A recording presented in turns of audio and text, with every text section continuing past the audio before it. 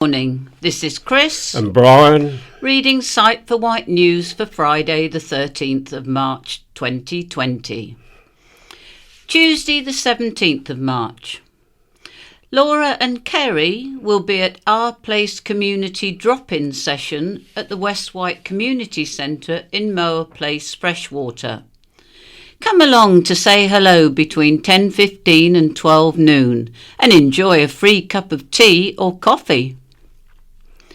The swimming group are swimming at the waterside pool in Ryde from 8 p.m. till 8:45 p.m.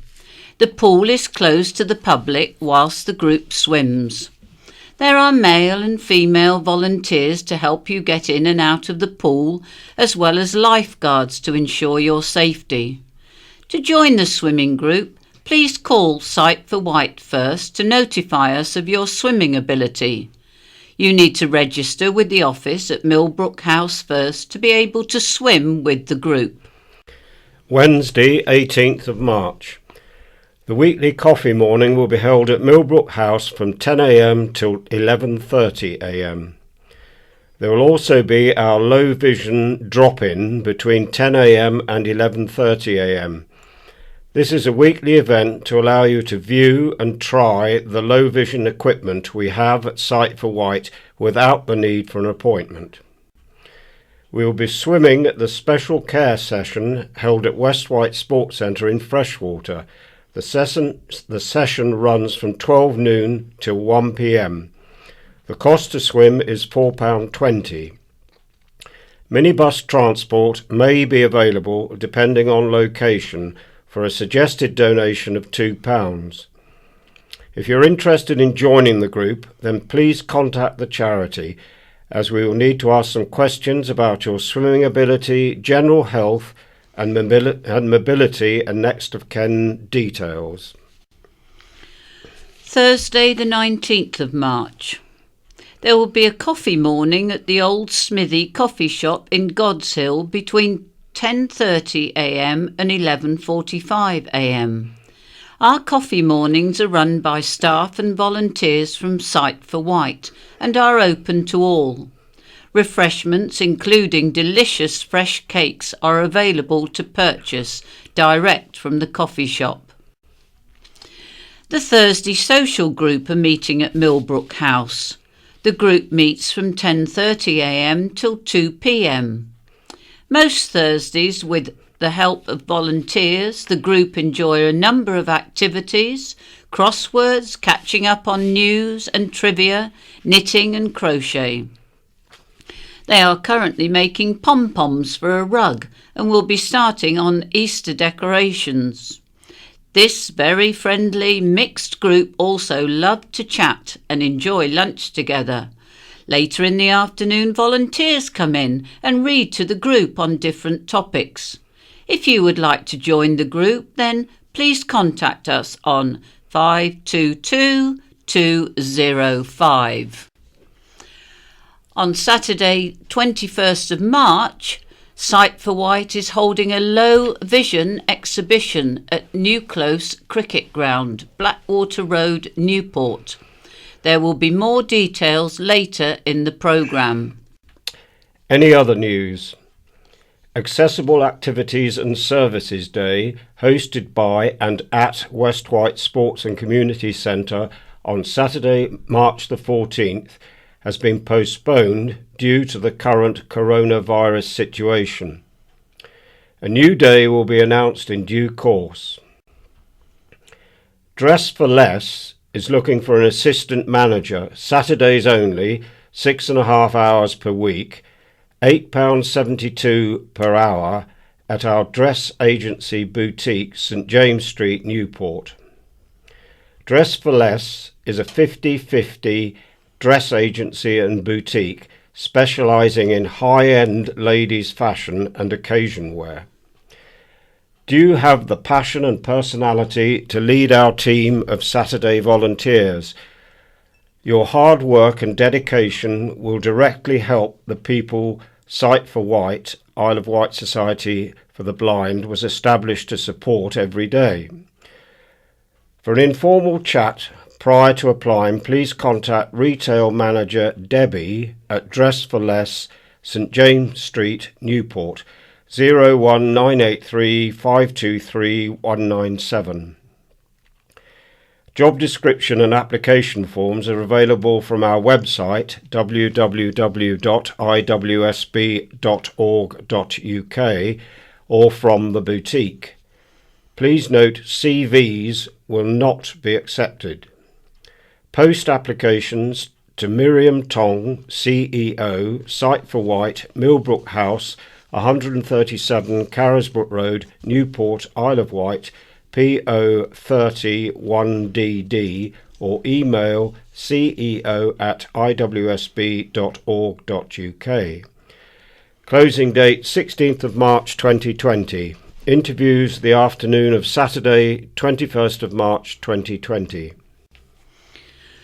Site for Wight is holding a low vision exhibition at New Close Cricket Ground, Blackwater Road, Newport, on Saturday the 21st of March, 10:30 a.m. till 2:30 p.m. This is a free event with a large car park, disabled access and facilities and refreshments available to purchase from the bar. Join us to meet with exhibitors and support services, including Laura Guljar, St Mary's ECLO, Associated Optical, Dolphin Speech Software, Humanware, the Macular Society, Optelec, Professional Vision Services, Sight and Sound Technology, the Sensory Support Team, and the Windermere Manor Hotels. We will also be joined by Terry from the RNIB Tech Squad. He will be able to answer your tech-related questions, help set up your own devices, and will be demonstrating the Amazon Alexa speech recognition devices. Southern Vectis routes 2 and 3 stop outside the venue. However, as the road is a busy main road, we are offering a shuttle minibus service to and from Newport Bus Station. This will run at set times throughout the day. Please ring 522 205 for more information and to book a space. Change to April Stroll. There has been a change to the April Stroll due to the intended route being unsuitable underfoot. There will be a new route in a nearby area which will be much safer. Dining in the Dark Challenge. Newport-based Vectis Sunrise Rotary Club are hosting this event to raise money for Site for Wight on Friday the 24th of April 2020 at the restaurant at the Isle of Wight College from 6:30 p.m. to 9 p.m. Tickets are available from Eventbrite at £42. New £20 note. The new £20 note entered circulation on the 20th of February. The new note is the same size and has similar colours to the paper note. It also has the tactile feature which is created by a series of raised dots, as do the new £10 and £5 notes.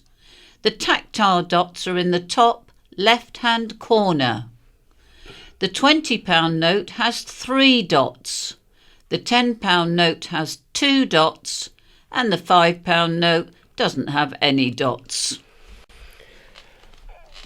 Coronavirus update, 11th of March 2020. With the steady spread of the coronavirus infection across Europe and in the UK, we must now prepare contingency plans should it become necessary to temporarily close or cease any of our activities and events. Please regularly check our website, which we can update remotely, or contact us by phone on 01983 522205, where we will have a pre-recorded message operating should the need arise. Whilst we continue to operate as usual, on the homepage of our website you will see a banner that reads Coronavirus Update, all events and activities running as planned. Should we need to suspend our activities, on the homepage of our website you will see a banner that reads Coronavirus Update, all events and activities temporarily suspended. We will endeavour to operate as usual and will only implement these measures if absolutely necessary to prevent the possible further spread of the virus. In the meantime, we continue to promote and observe NHS guidance on infection prevention. Like the common cold and flu, coronavirus infection usually occurs through close contact with an infected person via coughs and sneezes or hand contact. A person can also be infected by touching contaminated surfaces if they do not wash their hands. Since our earlier advice, the risk of being in close contact with a person with coronavirus or contaminated surfaces has increased with its continuing spread. To protect yourself and others from infection, you are advised to always carry tissues with you and use them to catch your cough or sneeze. Then bin the tissue and wash your hands or use a sanitizer gel. Wash your hands often with soap and water, usually after using public transport. Use a sanitizer gel if soap and water are not available. Avoid touching your eyes, nose and mouth with unwashed hands. Avoid close contact with people who are unwell. Please follow current guidelines on self-isolation as appropriate. At Millbrook House, at Dress for Less, on our minibus and at outreach events we're attending, as a matter of routine hygiene practice, sanitizers and hand gel will be readily available for use. You can find the latest information and advice from Public Health England at www.gov.uk/coronavirus. Pre-owned equipment for sale. We have been asked to advertise on behalf of a member a pre-loved Braille Pen 12 Touch. This is a Bluetooth Braille keyboard with Braille display designed for use by individuals who are blind or have low vision. This keyboard connects to a phone, netbook, PC or tablet.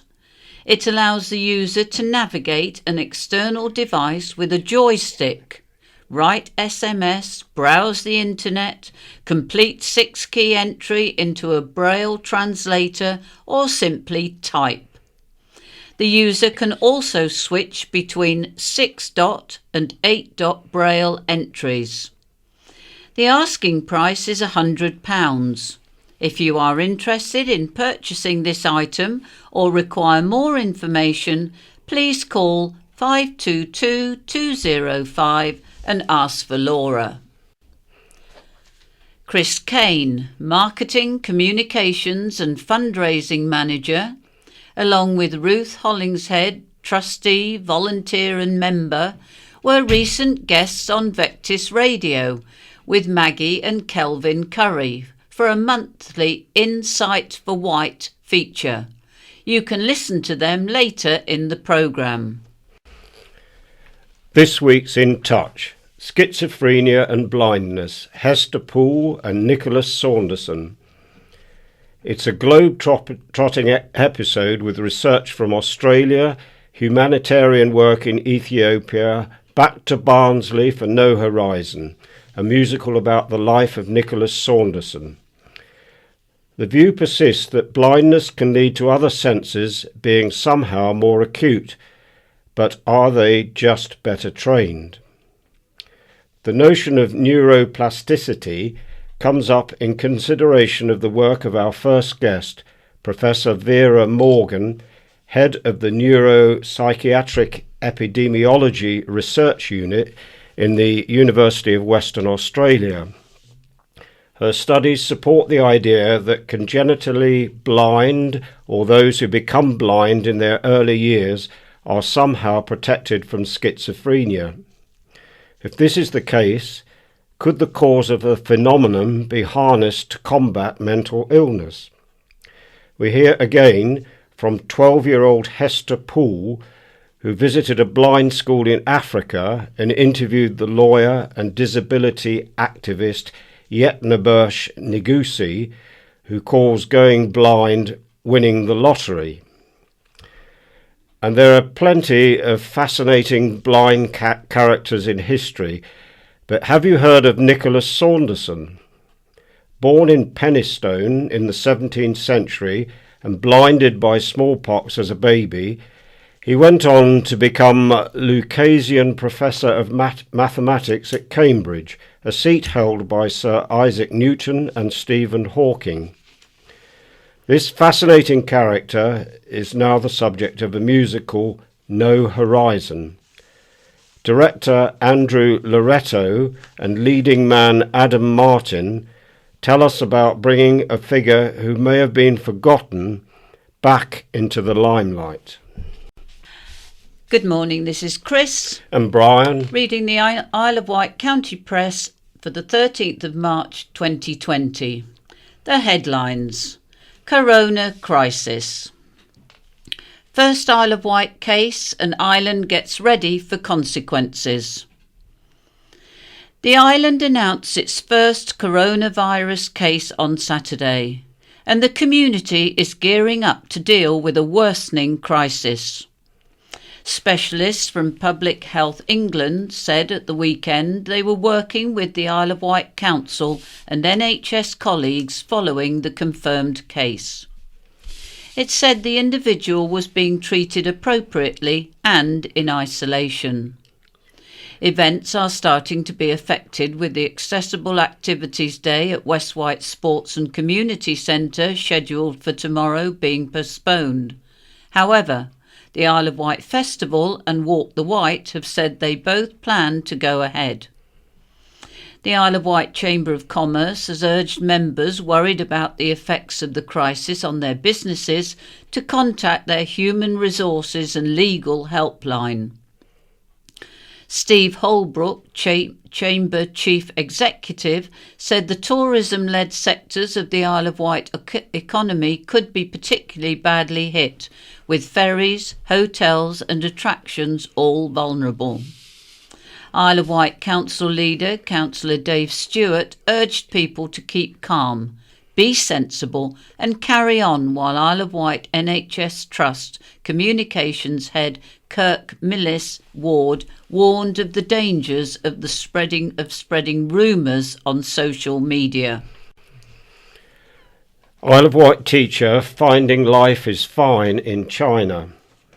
Island teacher Ellie Swan is in the Chinese city of Hangzhou waiting for the green light to return to work. She moved there in November, but just 3 months after jetting out to the city near Shanghai, she found herself back on a plane to the UK in line with government advice. Ellie teaches English, but when the schools closed, she was required to head home. She told the county press, "I left when the virus started at the end of January because we were advised to. Our school said we could go if we felt safer at home. I went back to the UK because the city was in lockdown. No one in Hangzhou was allowed out of their houses, and everyone was a bit scared." Ellie says when the outbreak started, people in China were fearful it could turn out to be an illness like the devastating Ebola virus. As time passed and more was known about coronavirus and about who is most at risk of complications, fears were subsiding. In a country where air quality is poor, many people are already affected by respiratory problems which, in the case of some of her teaching colleagues, have turned into pneumonia. Living in Milan, lockdown zone. Former County Press features writer Kay Bota, who now lives in Milan, has spoken about life in lockdown. As Italy implements strict government restrictions on movement, Kay, 34, has given an insight on what this means day to day for more than 60 million people. She said, "At first, a small number of affected towns were locked down, sending panic buyers in droves to supermarkets and hardware stores. Store shelves were left completely emptied, with no supplies left to replenish them. My husband, Theo, and I also stocked up, realising we faced imminent lockdown in Milan as the virus spread. Even then, most people I saw in the shops electively wore masks and gloves in an effort to avoid spreading the virus. Since that time, further decrees have increasingly become more restrictive, spreading across the country. A total lockdown of Italy was enforced on March the 10th, preventing anyone from leaving their homes without self-certification, proving the trip is a necessity. It is a criminal offence to be out without valid reasons such as essential work-related activities, health emergencies and the obtaining of food. Only one person per household can go and only for essentials. We are permitted outside to exercise alone if we can easily and quickly reach a wide open space in a park or garden, providing we do not meet or stop within 1 metre of another person and promptly return home to shower and wash our clothes. Fortunately, I live in a flat opposite one of the largest parks in Milan, Parco Treno, near San Siro Stadium, which is home to AC Milan and Inter Milan. What is sad and depressing is seeing very few people in a city that is normally buzzing with activity. If you do see someone, they are alone, deliberately avoiding others. People are afraid and it's clearly gripped everyone. My hope is that other countries do not have to go through this, but I strongly urge people to take personal responsibility to be prepared for a worst-case scenario. It's not scaremongering to encourage others to make choices that help prevent the spread of the virus. With everyone working together, we have a better chance of stopping this spreading." Sun still shining in Greek paradise. On the Greek island of Zante, in the sparkling Ionian Sea, former Cowes resident Becky Giacoumelos said panic buying has been mostly restricted to coffee, despite cases of coronavirus being diagnosed there.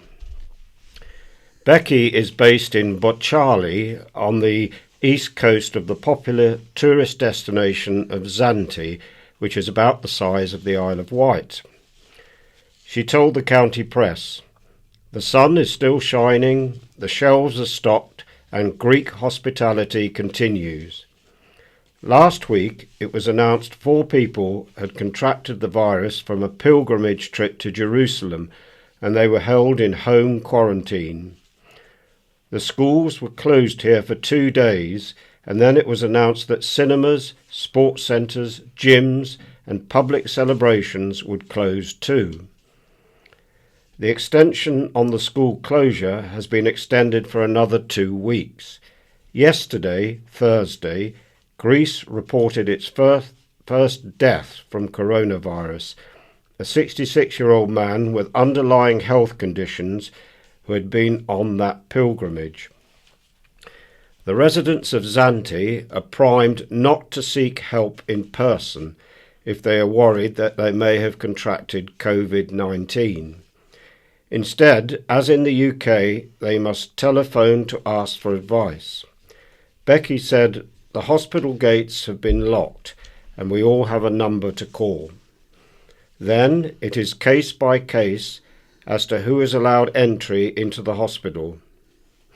There have been few warning posters like those seen on the Isle of Wight, said Becky, but pharmacies have put up signs saying, "We have no masks." On Wednesday, a text message was sent to residents warning them to stay at home and not to put anyone else at risk, complete with a warning alarm that sounded when the text was received. And just on a final note on that topic, Lauren Hibbard and Level 42's world gigs are off. Level 42 gigs in the Far East and Australasia have been postponed as world cases of coronavirus rise. Level 42 were due to play in Japan, Singapore, Australia and New Zealand in May. And meanwhile, Isle of Wight songwriter Lauren Hibbard's international plans have also been disrupted.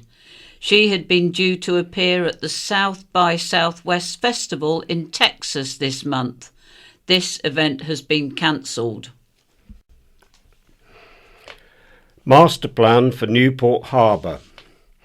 A new hotel, multi-storey car park, up to 268 flats and 40 houses. Further details have been revealed about the total revamp of Newport Harbour in a draft master plan. The Isle of Wight Council is laying out its vision for the area after consultations last summer to regenerate a large underused area. Key proposals already included an opening footbridge over the River Medina, public squares and a new entrance to Seaclose Park. But now developed plans are in place to help guide future planning applications. Broken down into key sections, potential plans include either a hotel or commercial community centre on the County Hall car park, a cultural destination at Riverside Centre and residential buildings across the harbour. The Riverside Centre has been branded as the most significant opportunity, either expanding the existing centre or turning the site into a major cultural destination. Talks have been ongoing to move the organisations which use the centre further up the river to a higher education cluster building.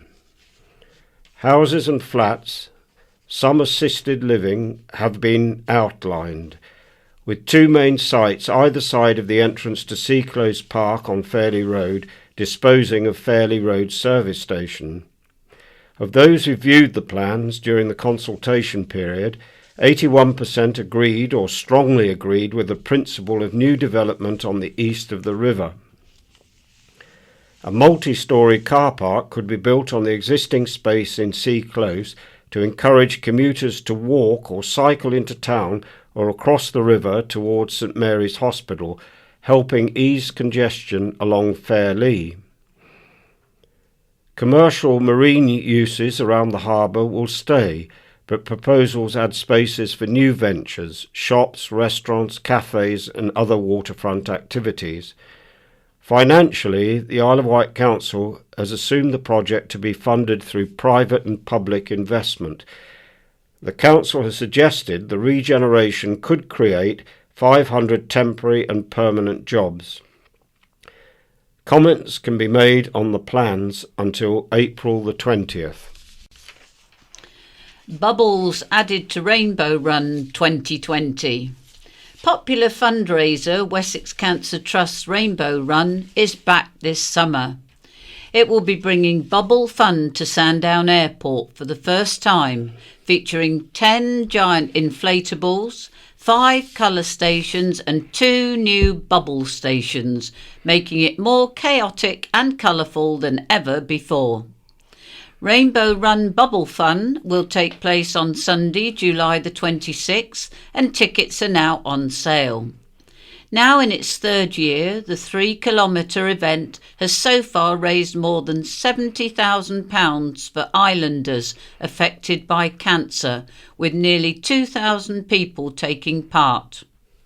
Wessex Cancer Trust's Community Engagement Manager, Lorraine Wight, said, "We're super excited to be adding bubbles to the mix at this year's Rainbow Run. The combination of giant inflatables, rainbow-coloured powder paint and an amazing atmosphere makes it such a popular and fun event, but we think this new edition is sure to make it our best yet. Please join us and walk, run, or dance your way through the island's happiest 3 kilometres while raising money for the islanders affected by cancer. The event, once again sponsored by Arid Design and Management Consultants, will also include live music, food vans and a licensed bar." Cub leader barred after 30 years service. An Isle of Wight cub leader claims the Scout Association has washed its hands of him and unfairly barred him from running First Bryston Cub Pack 33 years after he was convicted of recklessly causing grievous bodily harm in a tackle on a football pitch. Colin Bridges of Limiston said he has consistently disclosed his January 1987 conviction linked to a second-half tackle in an Ireland League 3rd Division match. He was found guilty of causing a dangerous clash that injured a 16-year-old goalie in March 1986 and was handed a 6-month jail term, suspended for 2 years. Mr. Bridges, 62, has been involved with scouting for around 30 years and has been a cub leader for 2 decades. He has completed several Criminal Records Bureau (CRB) checks during his tenure. Mr. Bridges says that although Isle of Wight Scout leaders have previously cleared him to continue volunteering, he was suddenly barred from his pack and from entering the Scout hut after a routine check at the end of last year. CRB checks have been replaced by disclosure and barring services checks, and it was his most recent check that led to him being prevented from continuing. He said, "They started mentioning my name in the same breath as Jimmy Savile when I asked what had changed. It was an incident on the football pitch and it was isolated. They've washed their hands of me." A spokesperson for the Scout Association said, "The safety of all our members is our number one priority. It is at the heart of our decision-making. We are aware of the case of Colin Bridges. As this is part of an ongoing complaint made by Mr. Bridges, we will not be making any detailed comment at this time. The Scout Association carries out stringent vetting of all adults who work with young people and requires them to work to a strict code of practice outlined in Young People First Code of Practice." Colin said, "It was something I enjoyed doing for 30 years. There is no right of appeal. Everyone I speak to can't believe I've been barred for an incident that happened 30 years ago. They let me do it for 30 years, knowing I had this conviction." Happy birthday, Bella. Meet Bella, long-term resident at the Isle of Wight Zoo near Sandown, and believed to be the oldest lemur in the world. She was brought to the island from Cologne, Germany in 1990, aged 7. Now she has been celebrating her 38th birthday with cards and cakes. Keeper Gary Harbour could not be more delighted. He told the county press, "She's a funny old lady. She does like to stay indoors quite a lot. She's bubbly, and you don't expect it from a lady of that age. You're looking at the early hundreds in equivalent human age." Brown Lemur Bella lives with Mongoose Lemur McLovin, rescued after he was illegally taken from the wild as a baby. He is also believed to be in his late 30s. Kaiser Chiefs frontman Ricky Wilson will be officially welcoming the zoo's new Lion Brothers to their new home in Sandown on the 4th of April. New owners for Town Institution. A long-time feature of Yarmouth's social scene, Salties, has been sold to a West Wight philanthropist. The bar and restaurant, which has been in the Green family for more than 25 years and played host to Princes William and Harry, has been bought by Ed Panek. Ed has been a resident in the West Wight for nearly 2 decades and is recently retired from a financial services career in London. Along with his family, he has purchased the business as a long-term investment. He said, "Salties is an institution. What started as a sail loft became a fish shop and is now one of the most successful businesses in Yarmouth and the South Coast. We like it so much we decided to buy it." Salties was originally a garage which was part of the George Hotel next door. Peter Green bought the property from former George owner David Clark. Celebrities, including Jim Davison and Chris Evans, are regular visitors, and Princes William and Harry visited as part of a stag weekend for their cousin Peter Phillips. The Paneks are teaming up with United Way, the largest privately funded charity in the world. Nikki Green, Peter's daughter, who has been manager for more than a decade, will continue to work there. Dougie's goodbye. After 19 years of only having Christmas Day off, Dougie Gulliver is moving on to pastures new. He has enjoyed his time running Bryston newsagents, but it is handing over the reins when his lease expires on Tuesday, March the 31st. Dougie, 45, said, "I've enjoyed it and will miss the villagers. There are some quirky people who come into this shop. They are lovely and some even bring me cake. I had a lemon drizzle this week. I'm escaping back to Cowes where I came from, and I'm looking for a job where I can have more than 1 day off a year. I was young when I started here and I shall miss it. It's nice round here. The premises used to be a pub, the Five Bells, until it was changed into a shop in 1920. New team Claire and Trevor Corsham have applied for planning permission to add a tea room to this business. Dino Isle bidders sought. Bidders interested in taking over Dinosaur Isle have been asked to consider Culver Parade as a whole. Since 2017, the Isle of Wight Council has been speaking to bidders keen to take on the successful attraction on Yaverland Road. The council says it wants to make the museum sustainable and has asked potential new partners to consider Culver Parade as a whole. Dinosaur Isle sits next to the popular family-run Brown's Golf Course and Cafe, and there's been concern raised locally about any potential impact to the decades-old attraction. Brown's told the county press it did not wish to comment at this stage. The Isle of Wight Council said it has asked those interested in running Dinosaur Isle to explain how their bids will regenerate Culver Parade.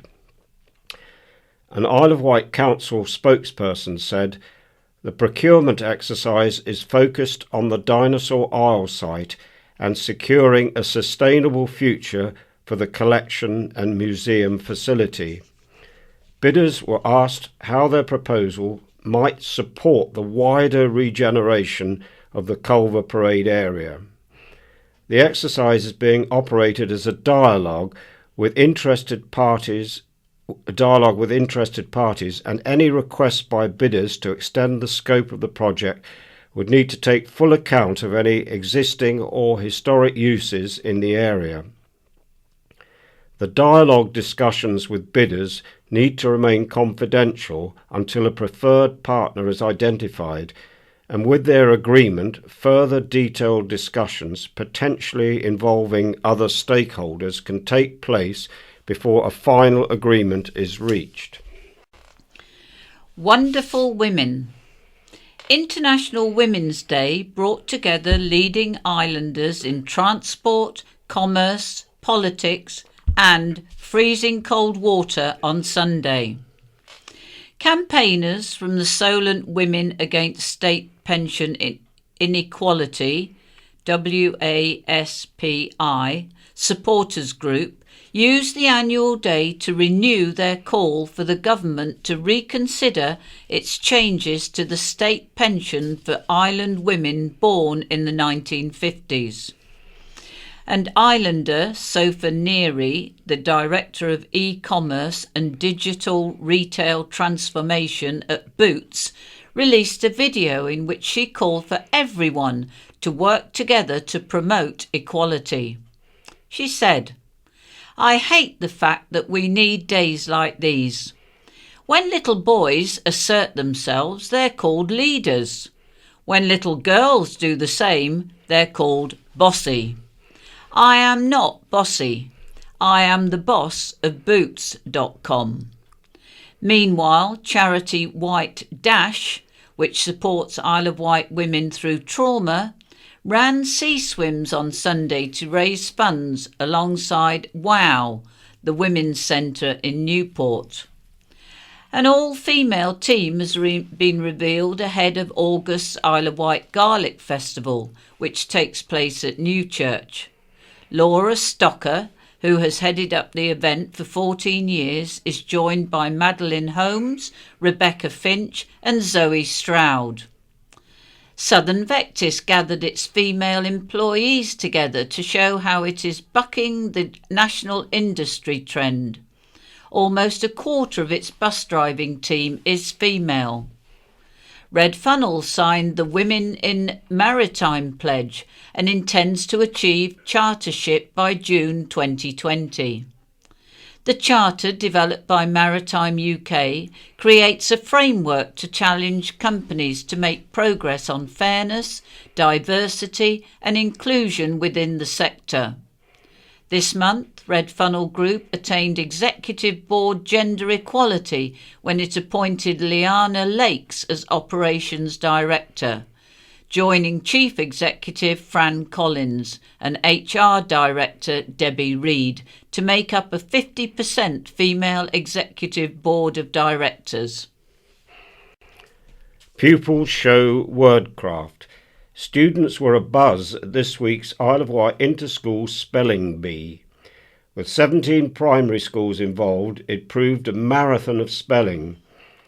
Held at St Francis Catholic and CE Primary Academy in Ventnor, the 4 pupil teams battled it out for 2 prestigious awards. The Best Speller Award was won by Bright Spark Jessica Smith, 10, a Year 5 student from the Priory School. The second award, given to the school with a combined highest score over 3 rounds, was won by 9 Acres Primary School. The winning team, NASA, consisted of Thea Ricketts 10, Evelyn Craig 11, Isaac Warren 11 and Oliver Downer 10. Their win was ensured after a thrilling speed round in which the team spelt 40 words correctly in 2 minutes. The Spelling Bee now attracts more than half the Isle of Wight primary schools. Changing lanes at Coppins Bridge approach. Have you been frustrated by the traffic flow from the dual carriageway onto Coppins Bridge roundabout? The Isle of Wight Council is trying to make things better with a trial of new traffic arrangements. The trial will specifically test whether queues in the left-hand lane of the Medina Way dual carriageway on the approach to Coppins Bridge from Cowes can be shortened. Queues in this lane were highlighted as a particular area of concern for residents during recent discussions about the ongoing work to improve flows through nearby St Mary's roundabout. The trial will begin during the week commencing March the 16th. Under the new arrangements, the destinations for each lane on Medina Way southbound will be amended. The left-hand lane, currently marked Ryde, East Cowes and Sandown, will be marked Ryde and East Cowes. The right-hand lane, currently marked Town Centre, will be amended to Town Centre and Sandown. On the final section of the approach to Coppins Bridge, beyond the Fairley turn-off Link Road slip lane, the two lanes will again be marked with new destinations. The left-hand lane, currently marked Sandown, will be marked Downs and will be for all vehicles using Snooks Hill to access Staplers and beyond. Vehicles bound for Sandown will be directed to use the right-hand lane along with vehicles destined for Newport Town Centre. New signage will be in place to help guide motorists. Isle of Wight drivers have given the plans the green light according to the County Press's official Facebook poll. Unofficial Facebook poll. More than 970 votes were cast, and of those who responded, an overwhelming 72% backed the idea. However, 28% thought the road should stay as it is. Fifth most charming small town. Shanklin has been named in the top 5 most charming small towns in the UK by travel website Big 7 Travel. The site said it had discovered which towns are the shining gems of their region, and Shanklin came in at number 5. The towns, classified by underpopulation of 10,000, were ranked based on their charm factor, which includes natural scenery, general friendliness of the community, food and drink scene, history or culture. In reverse order, the top 10 were 10, Portrush, Northern Ireland, 9, Hawkshead, Cumbria, 8, Crail, Fife, Scotland, 7, Weymouth, Dorset, 6, Cushenden, Northern Ireland, 5, Shanklin, 4, Bedgelert, Snowdonia, Wales, 3, Polperro, Cornwall, 2, Castle Combe, Cotswolds, 1, Rye, Sussex. And it's goodbye for this week from Brian. And it's goodbye from Chris. Well, hello, and this is Lynn, and we're going to read the second half of the County Press. Hello, it's Paul. Right, the first thing is the letters. And the first one is from a Paul Patchett in Wroxhall. It's called Cafe Disgrace. I was in St Mary's Hospital and was very dismayed to find the cafe has been relocated to the north of the hospital, as far as possible to go. It now has just 2 tables and 4 chairs. Unbelievable. This is an absolute disgrace, and whoever made this decision has not obviously done the homework. So many people were shocked and will not be using Costa Coffee when it takes over the original space. Shame on you, Chief Executive. Please rethink. Right, I've got a letter now. It's more like a tome, actually. This is latest quest for Island Deal begs so many questions. And this is from Harry Reith at Newport. Regarding the so-called Island Deal, I've been involved in seeking a correct level of funding for the island and its residents for many years. Readers need to be aware the Isle of Wight Council took the then government to a judicial review in the High Court in London and an appeal to the European Ombudsman regarding the island's funding by the European Commission. I was the lead elected member for the Isle of Wight Council to both of these. I also represented the council at the Local Government Association at the European Islands Commission Conference of Peripheral Maritime Regions. My involvement was from when the late Lord Ross was the island's MP, and all the subsequent MPs, including Bob Seeley, MEP involvement being Roy Perry and Catherine Bearder. I was somewhat intrigued by Julian Critchley's comments and the MP's response to same. All I can say to his readers, when the Labour Party was in government, the Isle of Wight residents and its council saw no major financial benefits. Due to the government's withdrawal of the Fair Funding Review for another 12 months, the council's budget attempts to cover the shortfall. This clearly demonstrates the Isle of Wight's future funding from government will fall well short of what's required. We must also remember the government faces strong demands from the northern constituencies for more funding. Government actions to date clearly shows the PM promises are no more than pie in the sky, which has regrettably been the norm for ministers, etc. It looks like the MP's island deal has virtually been ignored. I wonder if the leader of the Isle of Wight Council, plus Councillor Hutchinson and other Conservatives, still support their comments to me when I sat on the Council Scrutiny Committee that they were Conservatives but were ashamed at the government's funding of the island. This took place just prior to the Conservatives taking over control of the council. It is obvious to me the Fair Funding Review precludes the Isle of Wight as being an island-based local authority by example because severance was put at just over £6 million by Portsmouth University. This review put these costs at £1.5 million. NHS England has approved travelling costs for the Isle of Scilly at £5 per head, while the Scottish Islands receive similar support. The Isle of Wight has no set base set by NHS England. Why? May I suggest it all comes down to money? The Isle of Wight's population is far greater than that of the Scottish Islands and the Isles of Scilly. The MP's island deal is lacking in some areas, i.e. cross-island travel, NHS social care, climate change, environmental issues, coastal erosion, etc. Our local enterprise partnership should have put a bid in for the flood prevention and coastal erosion. Mainland councils did bid by their own local enterprise partnerships and did receive such funding. Our MP has totally failed to grasp the Solent waters are classed as a calm water area. One of the key attributes for such a designation is that we do not have waves above 1 metre. This designation has precluded the island from receiving millions of pounds in European grants and also continues to have a national negative effect as to how our ferry movements are recorded at a national level and should be challenged immediately by our MP. Such designation disbarred our ferry operators from millions of pounds of EU funding.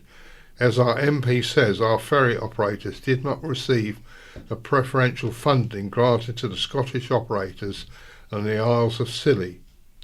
Both the NHS and the Council's social services are close to imploding. Pressures grow by the day as does the island's projected population growth figures. I, for one, have needed to use local NH services for over a year. I have witnessed firsthand the pressures the staff are under, and it is only due to their dedication that these services still remain operable. The reconfiguration of such services is a major problem for all concerned. I fear it is becoming no more than a number game, a game which has little room for the personal individual touch, a matter so vital for those having to travel to the mainland for treatment, which is set to grow considerably.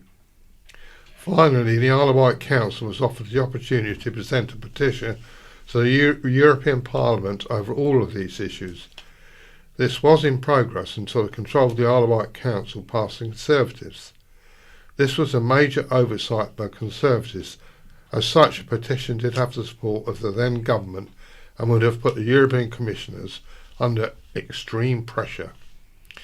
In the light of the government's lack of recognition of the island's position, when coupled with the ongoing fair funding review, I feel we are running out of options, and it may require islanders to come together and to consider refusing to pay their council tax.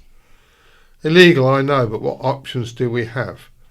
I remember the judge in his summing up of the Isle of Wight's judicial review charging them representatives of government to stop the island and its residents falling through the statistical net. This is set to continue, which will cause much heartache for all concerned. And now a letter from Hans Bromwich from Cowes. 0 hours work has its price. The precarious employment culture created by our government does not place us in a strong position when it comes to fighting coronavirus. Many of the lowest paid workers in our hospitals and supermarkets are on 0 hours contracts and cannot afford not to work.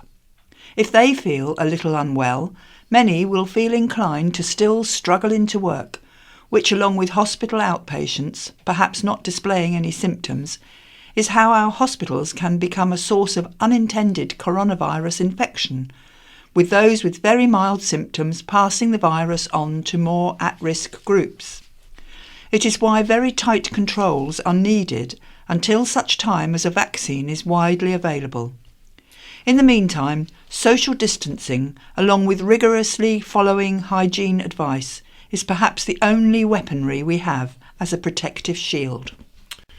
This is a letter from Wilhelmina Hagenor. Greater Britain at times of crisis. I was so shocked and quite frankly rather disgusted to hear that following the coronavirus outbreak, people have started stockpiling, leaving supermarket shelves empty of, amongst other things, pasta, rice, baked beans and even loo rolls.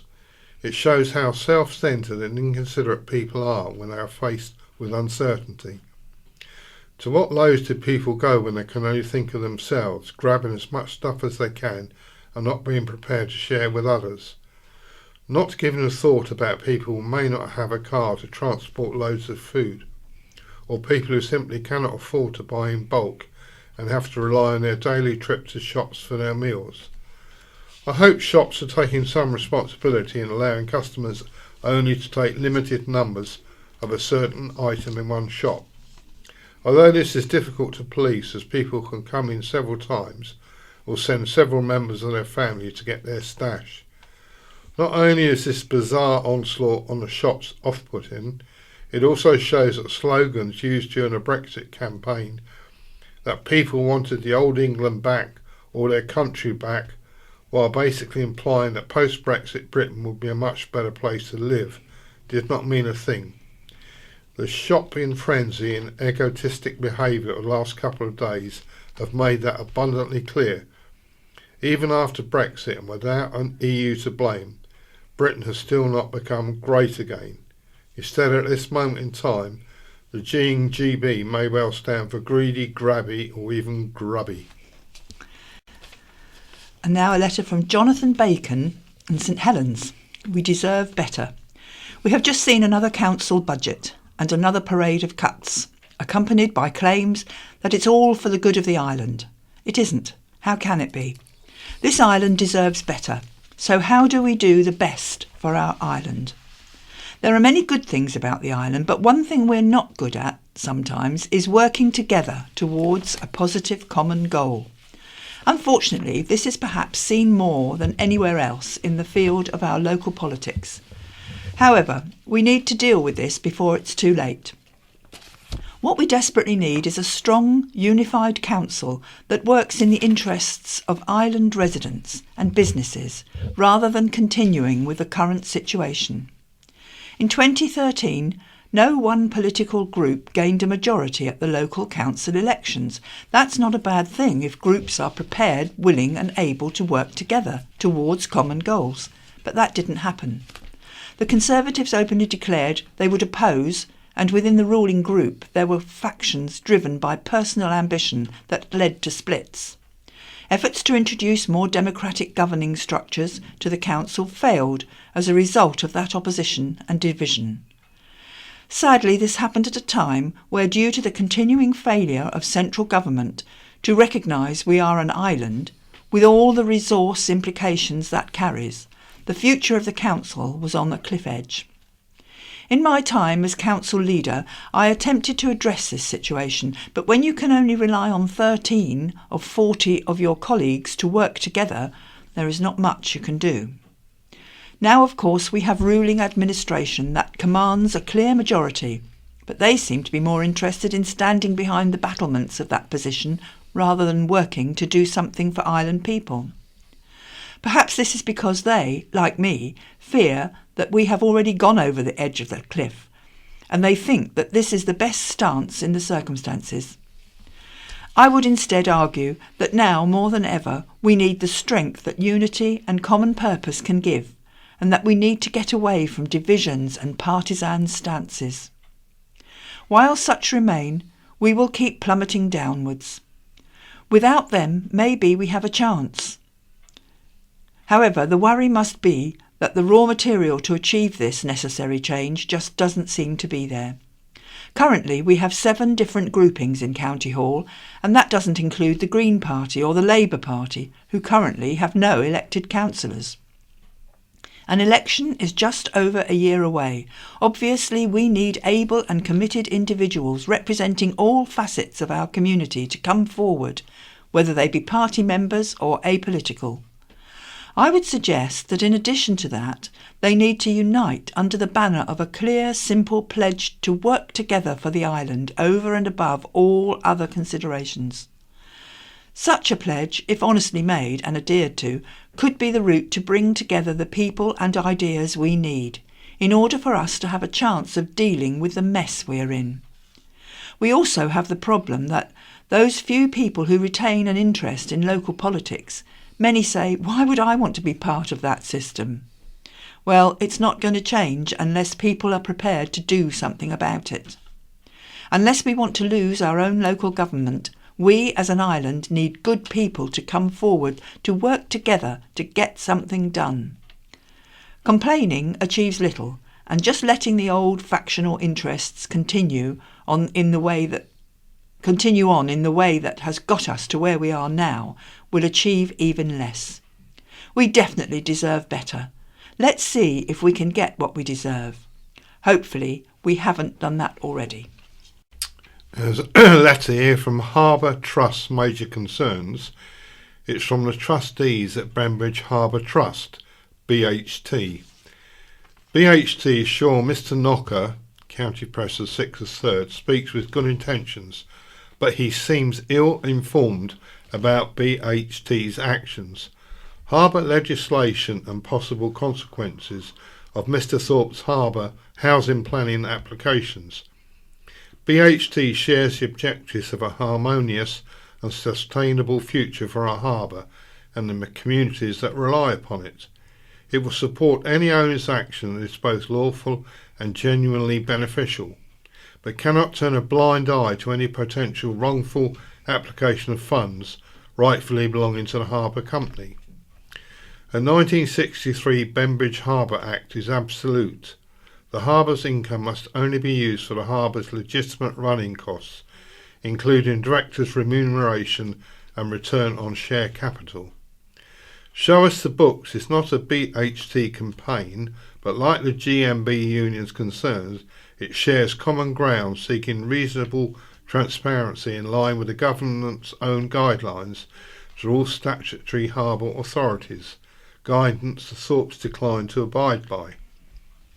BHT offered to pay for an independent review of the harbour's governance to clear the air with 23 clear items of concern. Despite this approach being promoted by the harbour's own advisory group, the Thorpes refused any form of independent review. Mr Knocker raises the harbour regeneration plan, which is predicted to deliver no new asset or funds to the harbour, but a predicted £1.2 million profit to a separate property company. No money is produced for the urgently required works, including groin, dredging and piling, while the harbour will be saddled with paying additional rent. The Thorpes asserted the benefit would go to the statutory harbour authority, the harbour's custodian with a formal duty to manage in the public interest.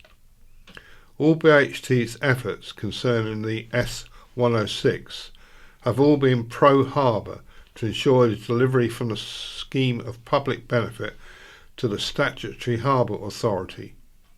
By contrast, the Thorpes have caused delays since 2017, resisting requests that the statutory harbour receives benefits due under enabling development rules.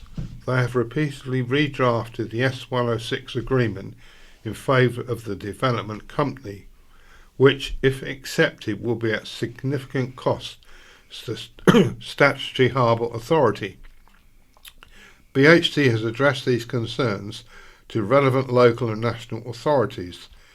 These concerns would have been ignored had they been unfounded. We now move on to Wight Memories. This is Church Lytton, from a grave site to a building site. The next time you walk through Church Lytton Park, spare thought for John Daveridge, William Tucker, Robert Davis and Richard Aberlone, because you're walking on their graves.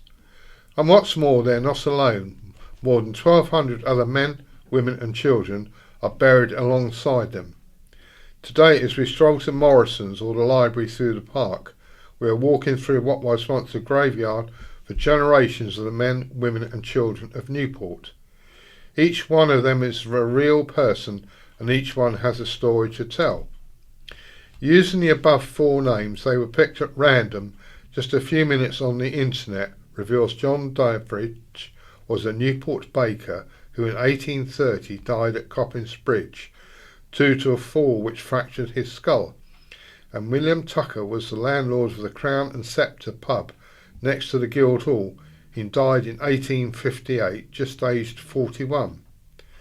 Robert Davis was a hatter with premises in Holyrood Street, and Richard Aberlone, who died in 1838, was the foreman of Mr. Nunn's lace factory at Statler's. The cemetery came into being because of an outbreak of plague in 1583. It killed more than 200 of the town's 1,300 inhabitants, who ordinarily would have been buried in the graveyard at Carisbrooke, the mother church of Newport, but 200 burials in 18 months was a tall order. A new graveyard was created using land that had once been an archery range.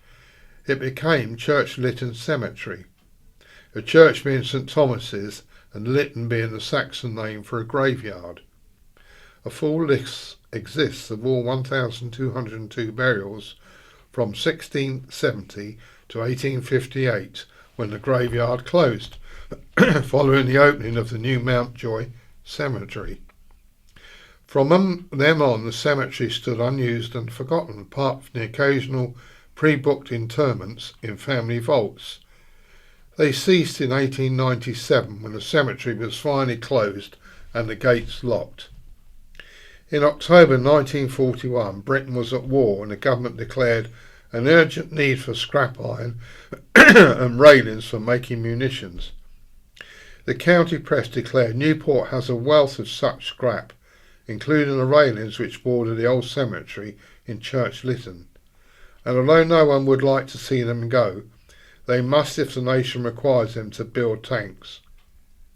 The railings are interesting because they bear the date of their erection, 1849, on each of the spear head tops of the main uprights, and these are so faced that they repeat the number in succession along the whole length of the line.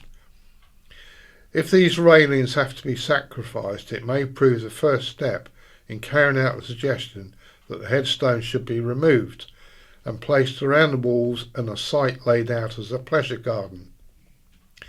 And so it was that the railings were ripped out, supposedly for the war effort. It was sheer vandalism to take railings from around graves, wrote one reader to the county press. Another declared in the island's marine yards there are about 3,000 tons of scrap metal. Hundreds of tons are lying about in shipyards and on almost every farm. To rob fences and gates makes no sense. Another wrote, truckloads of scrap remain on the railway for months. The whole position is appalling. There are at least 400 tons of scrap metal lying on a dump at Ryde for over a year, yet they take people's railings. and it seems it was all for nothing. Far more scrap was collected than needed, but the government allowed it to continue due to the feel-good effect generated, and the scrap was hidden from public view. In the late 1970s, Thames lightermen revealed that after the war they took thousands of tons of saucepans and railings sacrificed by the public and quietly dumped them in the waters of the Thames estuary. And worse indignity was to follow. In 1951 the nation celebrated the Festival of Britain, and as part of the event Newport Council proposed that the old cemetery be converted to Garden of Rest at a cost of £7,000. There was no serious opposition from the public, but only half the money was raised, and that had been spent by 1953. The council said filling in vaults in many places where only single graves were anticipated as added to the expense.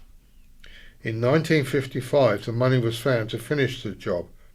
The county press reported in places of vaults and tombstones will be footpaths and a rose garden. The council are respecting the wishes of many residents by preserving certain memorabilia. The monument to Valentine Gray, the young chimney sweep, is to be recited in the rose garden. A dozen or so headstones with notable features will be preserved around the walls of the garden. The tombstones currently stacked at the end of the site will be broken up to provide paved walks, if only. The gravestones, which with a bit of imagination could indeed have been used as paths, were instead smashed to pieces with pickaxes. With the last interment being 1897, the youngest gravestone would only have been 58 years old when the park finally opened in 1957. Today, would we allow gravestones from 1962 to be subject to corporate vandalism like that? Hopefully the answer would be a resounding no. And now we have My View, written this week by Alan Marriott. And it's called Don't Be Harsh on Those Who Panic Purchase. As media stories go, it doesn't get much bigger. A global epidemic of a new virus that is killing thousands and at time of writing is getting ever closer to home. There is so much information out there, we all become instant experts, and the battle between cries of media hype and the genuine concerns for public safety becomes more confusing by the day. Logic says it is ridiculous that we are panic buying loo roll and hand sanitisers. But isn't there a tiny part of our brains that start whispering in our ears, what if there is none left? Perhaps I should buy some before it all runs out. If we can't buy any paracetamol and we become sick, or a loved one gets the virus, then will we feel incredibly guilty for not scouring the shops for the last remaining packs? It's easy to slam the ones who stockpile, but you can see why fear stalks the aisles. Of course, few of us actually know whether, presuming we are in reasonable health, COVID-19 will present itself as anything more than a nasty cough and cold that will pass after a few days, or whether it will uncover underlying health issues which will put us in mortal danger. We all have loved ones who are elderly or vulnerable to such diseases, hence the queues and calls for flu jabs each autumn, and their health is a real concern now. Then there is the question of self-isolating. Do we pack up our laptops and mobile phones and work from home until it all goes away again? Some would find this easier to do than others and be glad to be working while keeping an eye on Cash in the Attic, Loose Women or the 245 from Cheltenham. But inevitably, the economy and hard-pressed small businesses would take a big hit. The single case to hit the island by this midweek has been the subject of much speculation. Which ferry route did the victim take? Did they wander around supermarkets, chemists or medical establishments spreading the germs? Coronavirus is spreading a sense of uncertainty and fear among the population, which, following on from the Brexit years, is doing little to dispel the notion that the annus horribilis, pardon the lack of Latin, are coming thick and fast at the moment. We can only hope it does not get much worse, and if it does, that we are kind to each other, look after the weak, and show a bit of the Blitz spirit that has been invoked by those who sought Brexit. Surely we can all look in on a neighbour, check they're okay, and take round a pan of soup without putting ourselves at terrible risk.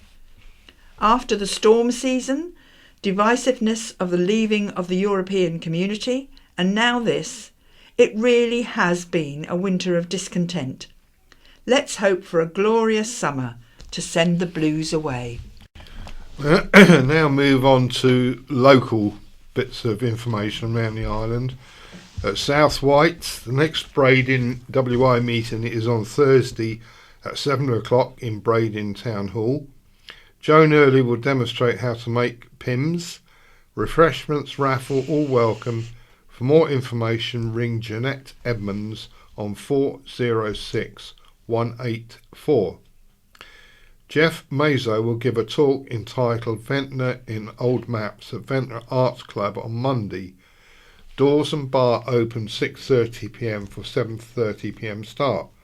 To reserve your seat, phone 857060. There's some more information. The 4th annual motorcycle show takes place on Saturday, March the 28th and Saturday, April the 4th from 10am to 4pm at the Ventnor Winter Gardens. £2 entry, exhibitors free. Please arrive between 8am and 9:30am.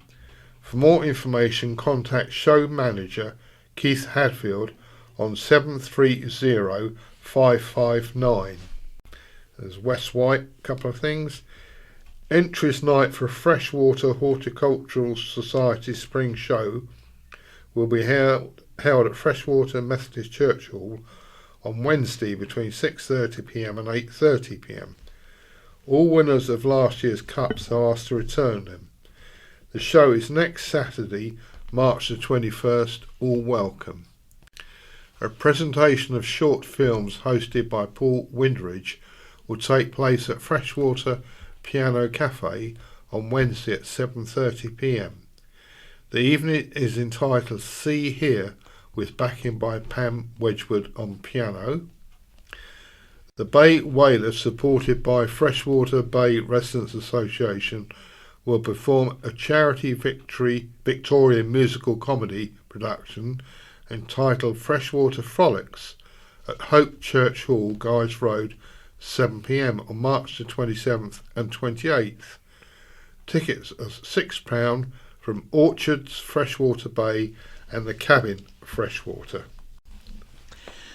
And in North Wight, Charlotte's Academy in Cowes has an open evening on Thursday to celebrate the launch of its new luxury skincare range by Catherine Daniels, 4pm to 8pm. Skin type analysis, free samples and a raffle in aid of the Isle of Wight MS Society. And also Cowes Lifeboat Guild is hosting a 2-course spring lunch at the new Homewood Hotel in Cowes from 12:30 on Tuesday to raise funds for the RNLI. To reserve a place, call Carol on 280198 or email carolwotton915@gmail.com. Tickets are £18, include £2 donation to the RNLI.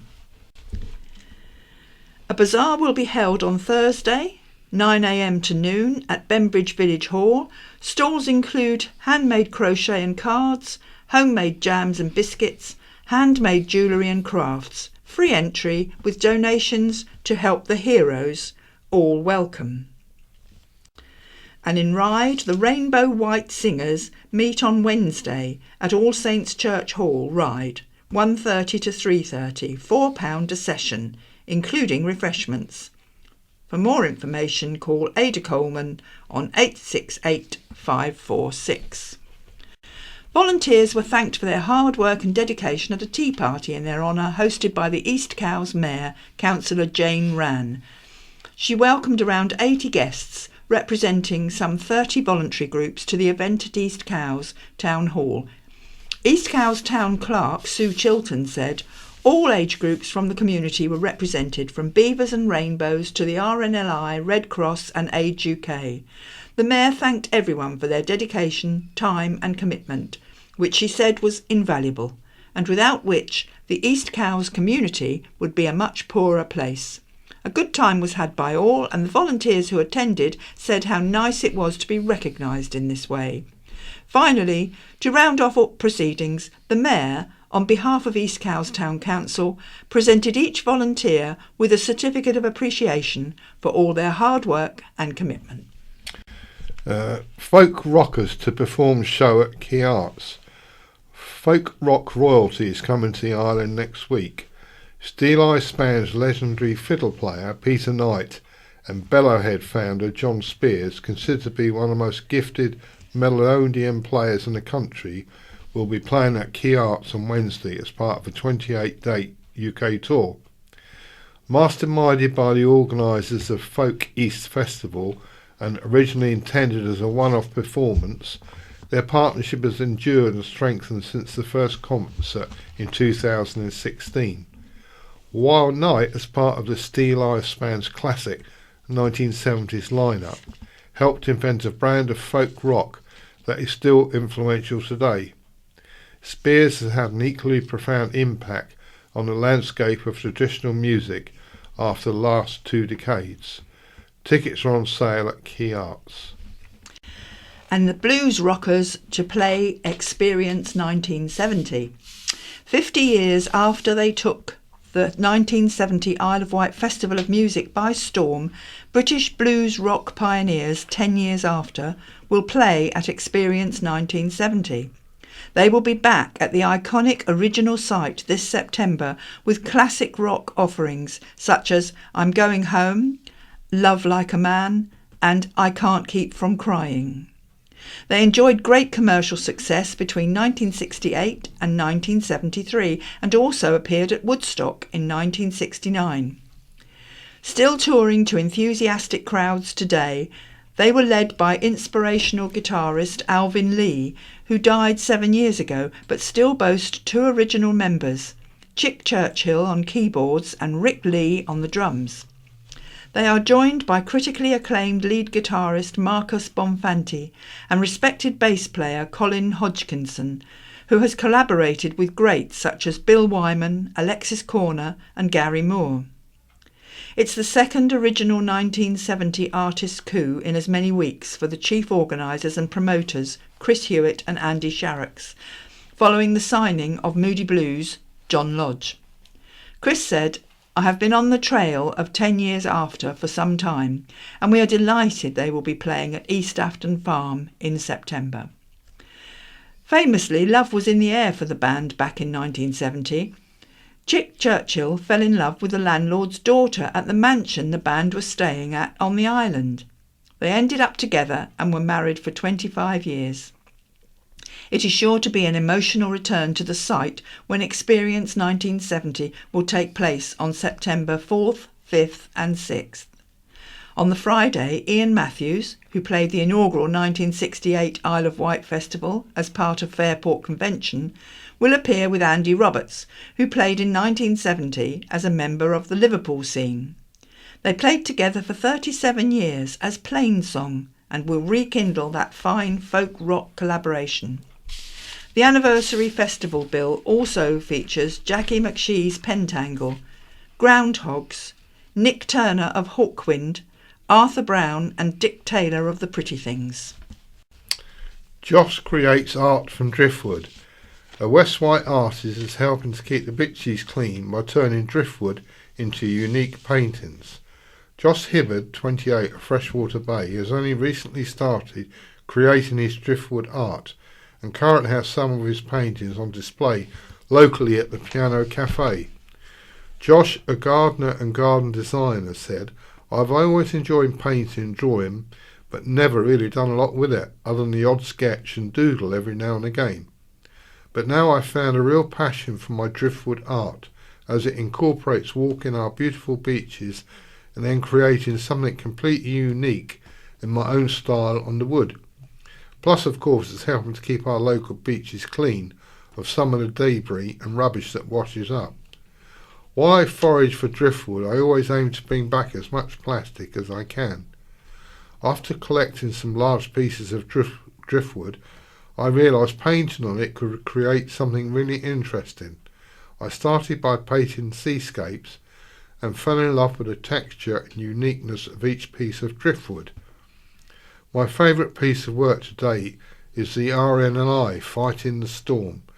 The piece was really to show the dedication and determination of our local lifeboats when times are so tough at sea. I've also done one of the Needles Lighthouse. I feel that my work offers something different to painting, as every piece of driftwood is unique and has its own story. The Isle of Wight Jazz Weekend is going to be held on the 27th to the 31st of May 2020. Various artists are coming, Benny Goodman Quintet, Tony Kofi, O'Higgins and Luft, Barnes and Newton and the Jamie Saphir Trio, plus much, much more. The tickets are on sale at Isle of Wight County Press now, or see at the website for all the details. And the website is capitals IW J lowercase AZZ uppercase W lowercase EEKEND.co.uk.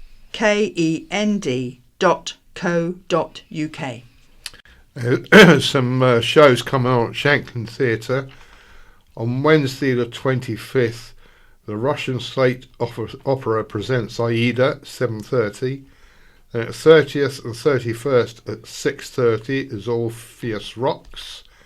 Friday 3rd of April is the Overtones, 8 o'clock. John Suchet, Tchaikovsky and the Man Revealed, 7:30 of Saturday the 4th. Thursday the 9th, it's half a sixpence, 7:30. This is the Island Savoyards. The same as on the 10th and the 11th and the 12th. And Tuesday the 14th is Russell Kane, The Fast and the Curious, 8 o'clock. Thursday 16th is David Bedell, Trolls Not the Dolls, 7:30. Saturday the 18th is The Story of Guitar Heroes, 7:30. And Wednesday the 22nd is Only Fools and Boise, John Chalice. Kaufmann's Vienna show screening is going to be held at Cineworld. A renowned tenor, respected worldwide for his operatic tones, is returning to Vienna, and Cineworld in Newport is to screen the occasion for one night only. Filmed live at the magical Wiener Konzerthaus, My Vienna is Jonas Kaufmann's own personal tribute to the birthplace of operetta and waltz, featuring popular Viennese music from Die Fledermaus, Wiener Blut and the Merry Widow. Performing with the Prague Philharmonia Orchestra under the baton of Maestro Jochen Riederhand, Kaufmann will also be joined by the internationally acclaimed soprano Rachel Willis Sorensen. As well as paying homage to Viennese music on stage, My Vienna will see Kaufmann visit stunning areas of the Austrian capital, such as the Wiener Prater, to explore culture and pride of the Viennese people and discover the city's historic connection to operetta melodies. Besides his performances on stage, Kaufmann has released more than 20 studio albums, with 3 achieving hit status in the top 10 of the German album charts. My Vienna will be screened at Cineworld on Tuesday, March the 24th. Ventnor Fringe announces first raft of acts for 2020. Music, spoken word and a special Children's Day have all been announced by Ventnor Fringe. The first wave of shows are now on sale for the multi-award winning Arts Festival, which features gigs, comedy and performances in unusual spaces around Ventnor. It returns for the 11th edition year from July the 18th to August the 2nd. Popular pop-up venues, Harbourside and Parkside, will both return, transforming whole areas of the town. Among the first events to be announced are live gigs with Jengahar, who have hit 2020 running with new album Sanctuary, offering a more expansive and ambitious sound than ever before. Produced by Bombay Bicycle Club's Jack Stedman, the North London alt-pop four-piece have carved a distinctive sound. Joining them will be Willie J. Healy with his unique blend of dreamy soft pop, garage rock and 70s Americano, following extensive radio play of new single Why You Gotta Do It. A new album is penciled for release in the coming months. Also on the bill is post-punk, art rock, legends in the making. Do Nothing is fronted by the distinctive presence of Chris Bailey, who channels influences ranging from LCD Sound System, The Fall and Talking Heads. From New Wave to Woodstock, California Dreamin' is a live tribute to the rise and fall of the Woodstock generation in a show exploring the 60s counterculture movement, featuring songs by the Byrds, Joni Mitchell, Crosby, Stills and Nash, Mamas and Papa, James Taylor and the Doors.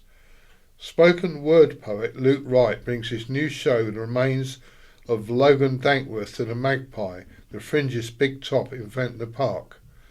Other shows confirmed include a return of impromptu Shakespeare, the Edinburgh Fringe smash hit, or an entirely new and unique play inspired by audience suggestions.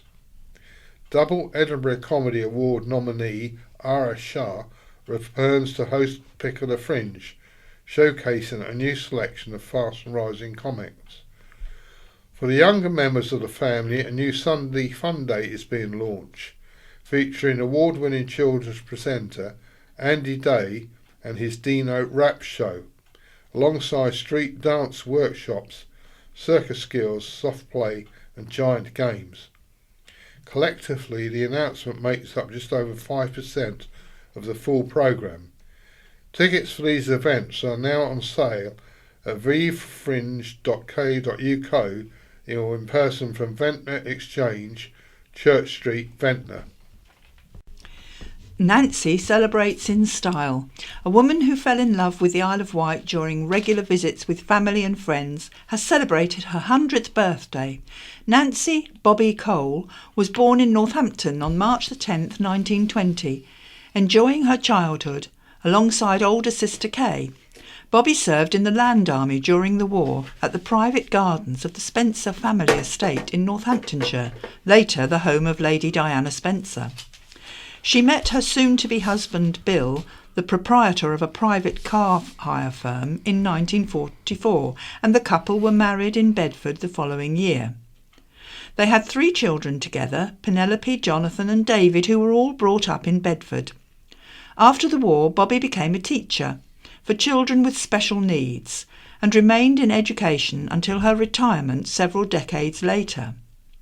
With Penelope relocating to the island in 1985, Mr. and Mrs. Cole's visits became more frequent and their desire to join their daughter intensified.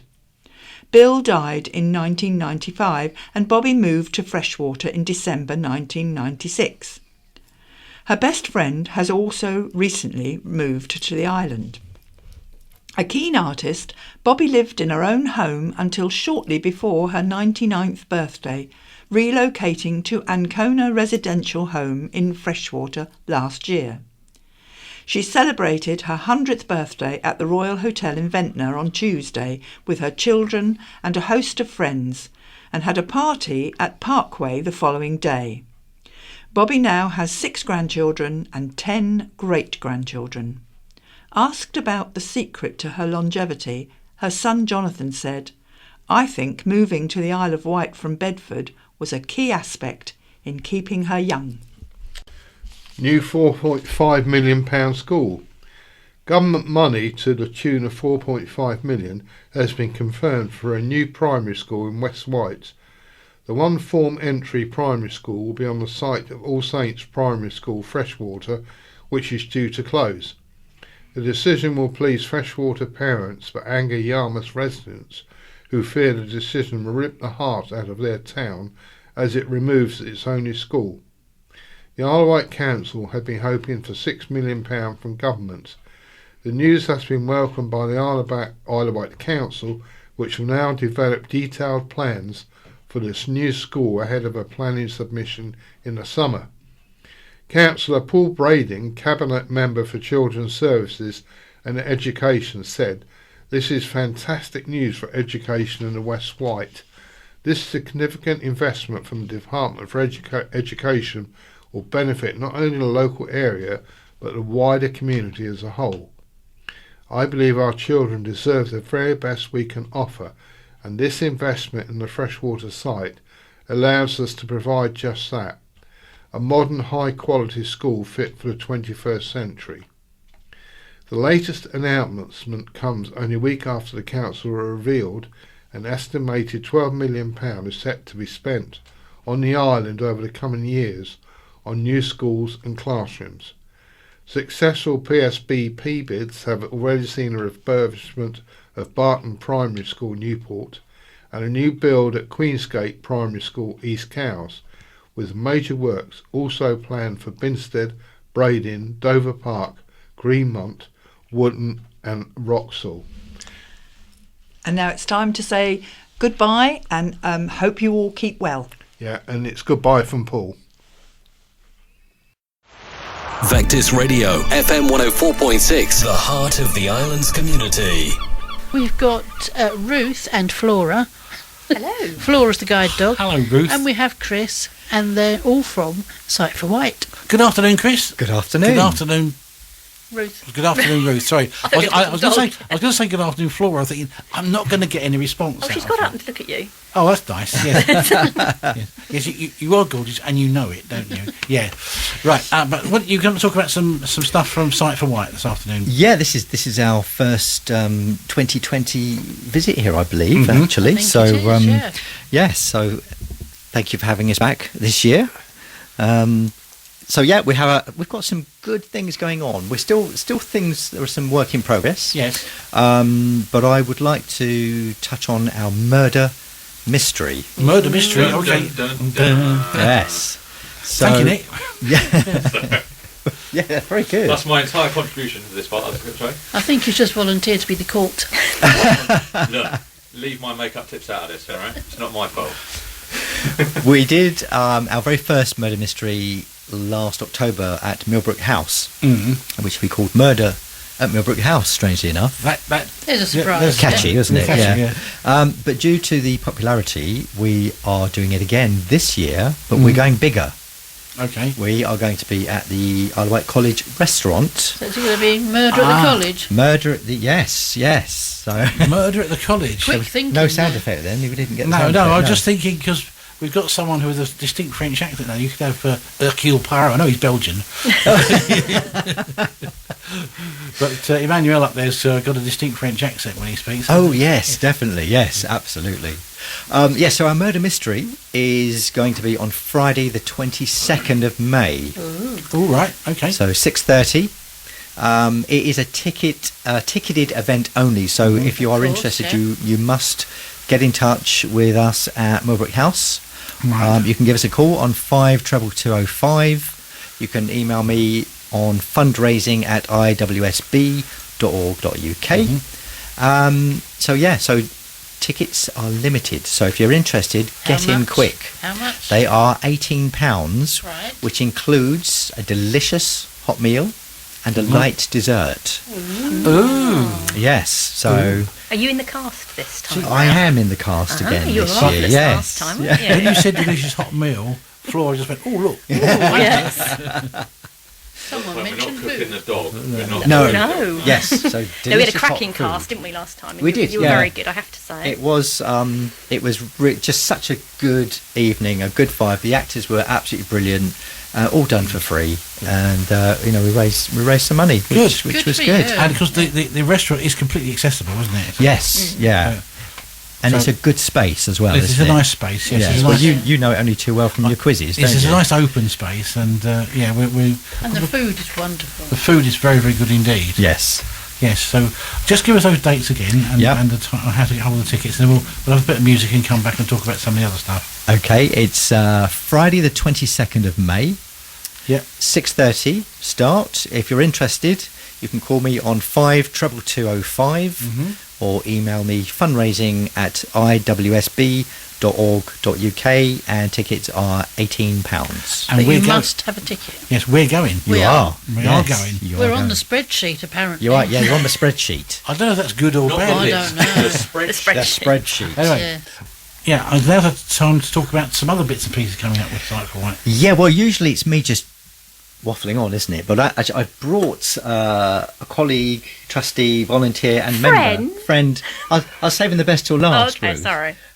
Ruth is a mine of information about different things going on at Sight for Wight. So, we were going to have a brief chat about our Low Vision Day we've got coming up, the Talking News, and also the My Guide training. So, Ruth, what would you like to start off with there? Well, shall I start with my guide? Yeah. Okay. I'm actually trustee at Sight for Wight, and I have been there forever. I've been in contact with the Size Florist. I told you to theatrically yawn as soon as I started, didn't I? Now, the My Guide is something I'm quite passionate about. Obviously, I've got Flora, who's sort of the Rolls Royce of mobility aids, but obviously dogs aren't suitable for everybody.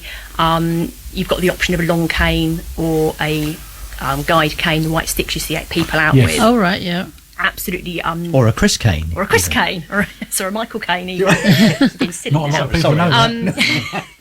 Which are a brilliant alternative, and I would say if you do want to increase your mobility, give us a ring at Millbrook, and we can sort of give you the information for the lovely Kate Attrell, who does the mobility training All right. on the island. But the other option that guide dogs do, it's provided by guide dogs but sort of facilitated by us at Sight for Wight, is something called My Guide, and rather than giving you a dog, they don't give you a person, but they pair you up with a person. All right. You don't have your own person in the box, keep them in the then? cupboard and get them out when you want to go shopping. No, and it's just a scheme whereby it just helps you to increase your confidence. Yeah. So a scenario I come across a lot is somebody's been diagnosed with a various eye condition. Yeah. They're finding that driving's getting more and more difficult, or they've been told they've got to stop driving. Yeah. But they haven't used a bus for 40 years. The last time they Yes. used a bus was when they went to school, and it's a really big thing to get out there and do that for the first time. Absolutely. So what we would do is pair them up with a My Guide volunteer, and so for the first sort of 2-3 journeys, you do the whole lot together. Build So your confidence. Yeah, find the bus, get on it, and then you slowly withdraw that Yes. support till you're confident doing it on your own. And put them back in the cupboard. Yeah. It might be something like gardening. You might really love gardening, but you're really struggling. So Yeah. we find a volunteer who also enjoys gardening, and they come and take you to the garden centre, help you put your plants in, and just to great support idea. you. Yeah. It's a really good sort of thing for visually impaired people, but it's also brilliant for volunteers. And Yes. I'm here out for a shout out for volunteers as well. If anyone can spare as little as 2 hours a week, even every other week, it's a really nice opportunity to sort of get out and about. We pair you up with somebody who's got similar interests. It's a Yes. half-a-day training. There are 2 lots of half-day trainings in Newport, so it's not onerous and it's not rocket science. It's just making sure you know what It's you're common doing. sense, Yeah, basically. it is. It would But suit somebody perhaps a bit older who's got time on their Yeah, hands, definitely. and not Absolutely. they'd like to get out and meet a few new people. And I mean, the things like person that, we pair you with might be at the end of your road for all you know. Until we get sort of people Yeah. in. But it's a really good, volunteering It opportunity. could be for people. a young mum or dad whose yeah. kids have now started school and they've got a few hours or Yeah. whatever. Yeah, and I say we it might be you want to go fishing. It could be anything, whatever your hobby may be. Fishing. We could pair you up with somebody else who would like to do it, and just whatever. So, Have they got to bring their own boat? yes. they can contact you at Millbrook House. Yes. What was the number again? It is 522205. 52205. My Yeah. Guide. I like the sound of that. Yeah. And any aid to help you become more independent when you've lost your sight always requires some training, doesn't it? You can't just here's a guide dog, off you go. No, I did think that was what was going to happen. I did think I'd get like a dog in a box and off I'd trot, but it was 12 weeks of training and it was really hard work. But Was it? it's- Yeah. And it's ongoing. You have to stay on top of them literally, but Yeah. you can make sure they carry on with their sort of ongoing training. And, I mean, Yeah. even a long cane and that, Yeah. that needs training, doesn't it? A guide cane, which is hip height, you probably only need an hour or so with Kate just to show you the bare basics. But a long cane's a little bit more complicated. But it's once you've got one, it's done enough. I was a reluctant cane user, and I wouldn't have one for probably good 10 years, even though I needed one. And the moment I got my first one, I can't believe how difficult I'd made my life not having one. Yeah. I was forever kicking people's children and treading on their dogs and things. And everyone was tutting at me. You've got your own dog to tread on now. But with a long cane, you can just crack them across the ankle, can't you? No, but it's just people just get out of your way. Also, I'm waving my hands about. People just get out of your way, and it's Yeah, they do generally, it's so really seen it, good. yeah. People are so helpful Yeah. when they know what the problem is. Yeah. Okay. We've still got our guests in from Sight for Wight. We have. Chris, you were going to talk about the low vision exhibition. Yeah, just very briefly, because I know we are running out of time, but we are hosting a low vision exhibition on Saturday the 21st of March. It's 10:30 until 2:30, and it's at the New Close Cricket Ground. Oh, right. Oh, yeah, nice venue. It's a lovely venue. Nice really parking, lovely venue. isn't it? Yeah, plenty of free parking. There will be refreshments available to purchase. We are also organising a shuttle minibus available from the Newport bus station. All right. Oh, right, okay. So Yeah. there is a bus that actually stops outside. But, yeah, so we'll be sort of getting involved with that. But if you want to book or if you want more information or book a space, give us a call on our usual number 522205. So this is for people or people who know people who have got low vision. Yeah, and so we've got a lot of exhibitors coming from the mainland who will be basically displaying some of their latest equipment. Is that right, Ruth? It is. And there's other organisations there. I think the RNIB are there. Yep. The Macular Society is. Well, I'm there doing the Macular You're Society, there, so yes. they'll be there. So come along if you'd like to find out more about that. Okay. And we just wanted to chat a little bit about one of the services that we provide that we don't really give enough publicity about, and that's our talking news service. Yes. Okay. So Ruth is going to basically give us a brief overview about what it is and what we do. Basically, on a Friday morning about 7:30, we have a group of lovely volunteers come in who then cut the counter press up, and then another group read it. It's all edited, and it's out in that day's post on a memory stick. It's free service. We also provide on permanent loan the players for them. It's the memory stick sort of plops in the top, and you just twist the knob and off you go. And then the next week you just put your stick back in, turn the label over, send it back, and it's backwards and forwards. It's free service. It's articles for the blind, so there's no cost at all. And I say it's an abridged version of the county press. There's also things like what's going on at Sight for Wight, and also we have scaffolding news, so it'll let you know. That's the highlight. But it is quite useful because it will let you know what's in the high street. That's a what's good got idea. scaffolding going up. I knew where you were going with as that. amusing as it is quite good. And we also have on there In Touch is added on. That's the BBC programme with Peter White, which is for blind visually impaired people. I know Right. Peter, So that's yeah. the podcast that is stuck on each week as well, and it's really, really good. I mean, I think the county press just helps you stay in touch with your local community, and when you suddenly can't read print, you do feel a little bit sort of left out. And I think it's a really good service. We've got lovely volunteers that come in and just would like to get our membership up a little bit. Yes. We've got about hour and a half, 2 hours worth of news, pretty much each week. Yeah. So, And generally, when Chris has been in, I try and get the edited version of this interview off so that you include that as we well. put that on. Yes, thank you for that, Kelvin. No problem at all.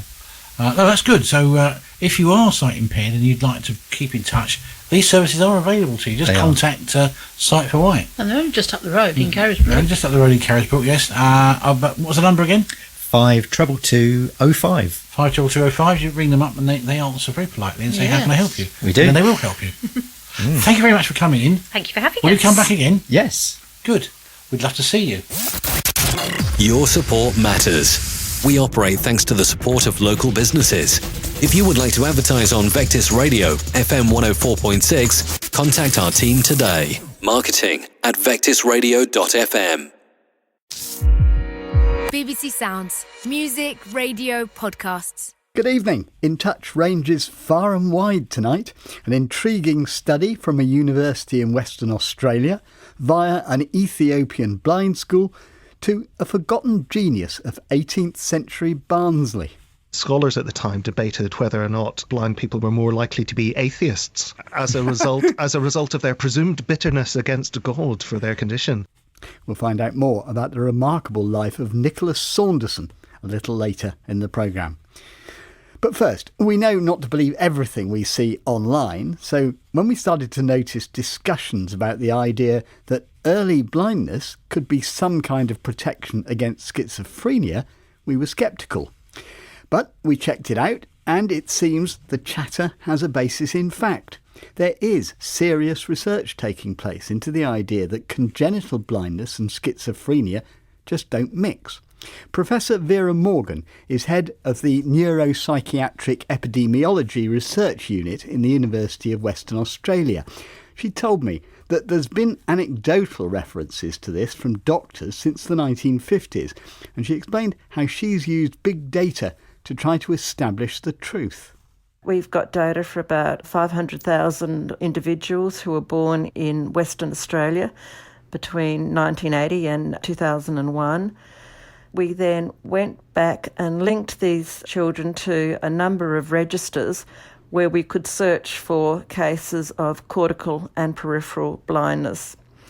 We only included children who were either born with blindness or who had developed blindness aged 6 or under. And what did you find? None of the children with cortical blindness had developed schizophrenia, nor had they developed any other psychotic illness, whereas 8 of the children with peripheral blindness had developed a psychotic illness other than schizophrenia, and a smaller number had developed schizophrenia. Given the relatively small number of children who experience early blindness and congenital blindness in the Western world, how surprising would it be that a particular condition didn't occur at all? So at the moment our numbers are small, even with a large database, because of the rarity of the event. What we wanted to do was to present the numbers to say we're finding the same thing that other people have found only using case studies. But the important thing is, I think, to be able to replicate this on a much larger data set. So we've got enough power in the sample to truly test the hypothesis. It's interesting enough now and convincing enough to do more research, that's what you're saying? Absolutely. What we've found with the big data is a pattern that echoes what had been reported using case histories. But now it's really important to take it a step further and reanalyse the data on a larger data set or with combined data. Do we know why people born with congenital blindness or having blindness very early on, do we know why they might be immune to schizophrenia? What people are suggesting is that it's a question of neuroplasticity. So if you block one neuropathway, another one opens up. And what they're suggesting is that the neuropathway that's blocked with congenital or early cortical blindness may set up another one which actually may have a protective function, so that you basically protect people from getting schizophrenia through this new pathway. So it may build strength in areas where people with schizophrenia may have deficiencies. It does stem from this idea, which perhaps blind people used to poo-poo rather, that we had compensations, which people thought perhaps was an idea that maybe that had a religious base but not a scientific base. But now we kind of know that there is a scientific base. Exactly, yes. Could this be used somehow to give us an insight into how schizophrenia itself works and possibly even combat it? These are very, very early days, but it's actually, for me, it's exciting, because in the work that we do, we're always looking at risk factors. These are all the negative things that are associated with schizophrenia. And for once, there's this signal out there that says that this is a resilience factor, and it's for different kinds of researchers to really sort of delve into the neurobiology of this kind of protective mechanism. But if we can do that, we may be able to indicate future targets for intervention, but also for prevention. Professor Vera Morgan. Now, recognition for one of our most striking guests of last year. Remember 12-year-old Hester Poole from Bath?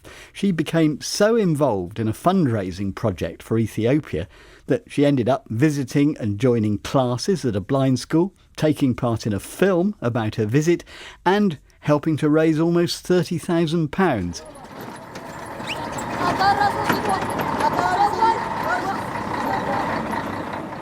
That was basically everyday life on the streets of Addis Ababa and Mekelle. So there's very little sort of traffic control. There are no sort of lines on the roads, no traffic lights or anything. It's all just one big sort of colossal mess with cows, and I saw sheep being walked like dogs by their owners. So did you find out how blind people do cope in that kind of environment? Your friends hold on to you and you hold on to them, and that's how they do it. Now, you went to the school for visually impaired children in Mekelle. Tell me about your impressions there. I mean, can you remember what it was like just walking in? They gave me a really, really nice welcome, and I could see straight away that these are really happy children. So we did some dancing, and my impressions were, when I walked onto the uneven ground, then it was just very inaccessible for a visually impaired person, and I could tell that straight away. They'd only just built a wall to keep the hyenas out, and there were thistle bushes and just uneven rocks and an open drain where the children play football. Now, you mentioned, how difficult, how basic some of the equipment was, and yet there are examples, aren't there, of blind women in particular who've been really successful. I think you met one of them, didn't you? Yes, I met someone called Yetnebesh, but we called her Yeti, and she is a blind lawyer working for disabled sort of rights in Ethiopia. She invited us for dinner, and at her house over dinner I did ask her a few questions about what she does. We did decide together that we don't want to be regarded as blind people as a miracle. We just want to be treated as everyone else, because some people think, oh, she walked down a flight of stairs, that's amazing. And that's not exactly what we want. We want to do the same things. And just because we do them adapted doesn't mean that we are special. Okay, we are ready. So, how did you become blind at 5 years old? That's an interesting question. I don't know the how, but I think I had some medical complications that were not able to be fixed by the time, because I was living quite far from the city, like around 680 kilometers away from the city, so there was no medication at all. So I remember I had a fever, and I remember I was sometimes unconscious, so I was so weak. So I was very close to death. Death didn't succeed in taking me, so finally blindness got me. And why do you say going blind was like winning the lottery? Interesting. You have really researched a lot. Because in the area where I come from, early marriage for girls is like the norm. So my mom was married when she was 11, and she gave birth to me when she was 14. So had I not been blind, I would have got early married.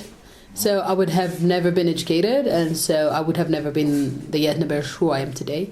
So I just people have won a lottery when I was 5, which made me a billionaire. The reason I'm picking the billionaire number is that we're more than 1 billion persons with disabilities, so I only could belong to the billions because of this lottery, which I won when I was 5 years old.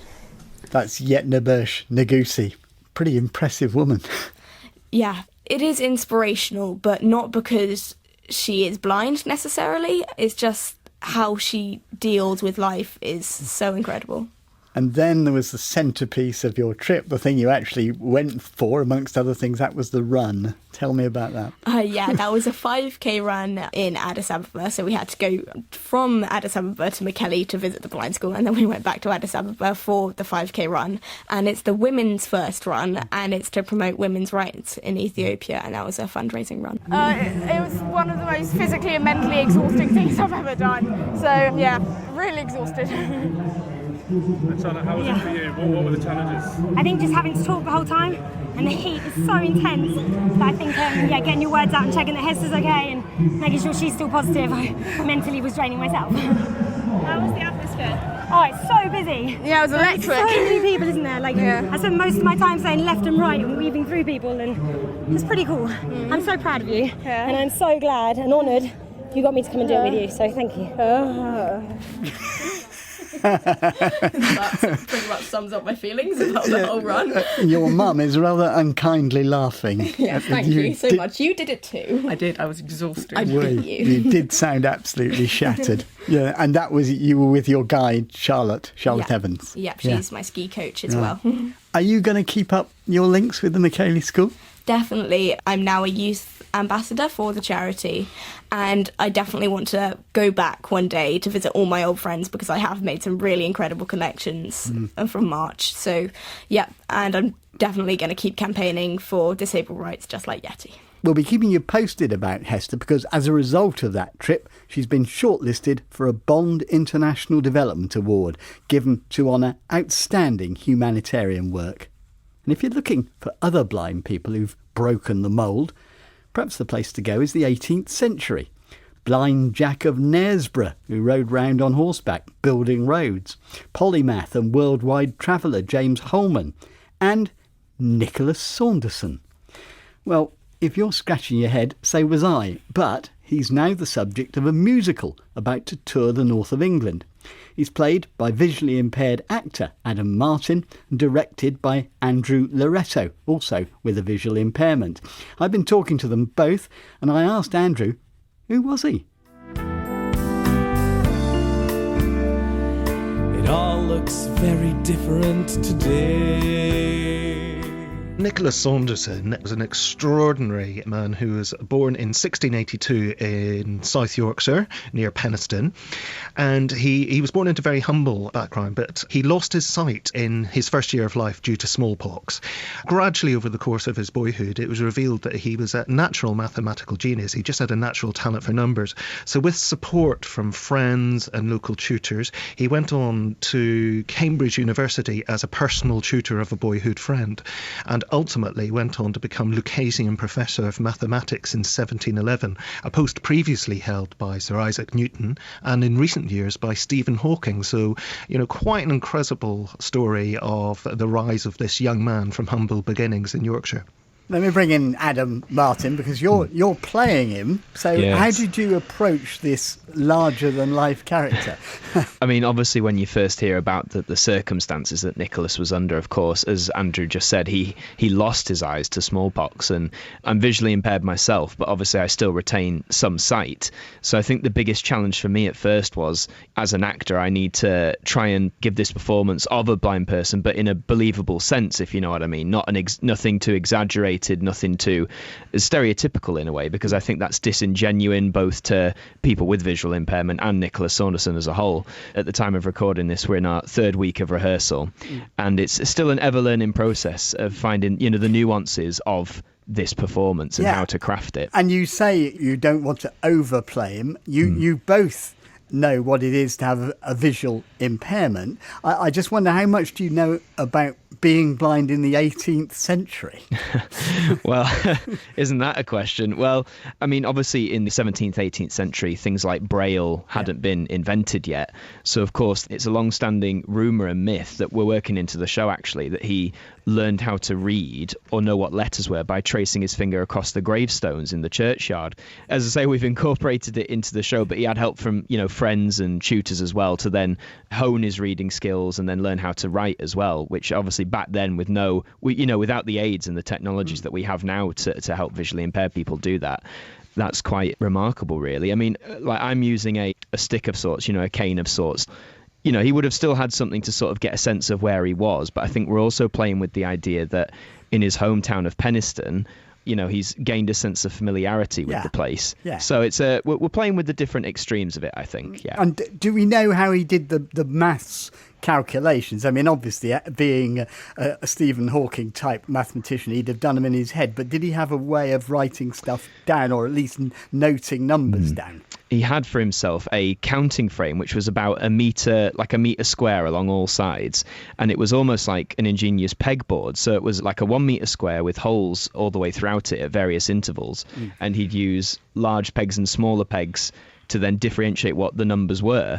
So even though he couldn't see it, he could obviously use his hands and fit the pegs into the certain holes, as it were. And then from that, he could calculate equations or figure out sums. It's quite an ingenious method, considering the time and the era that he grew up in.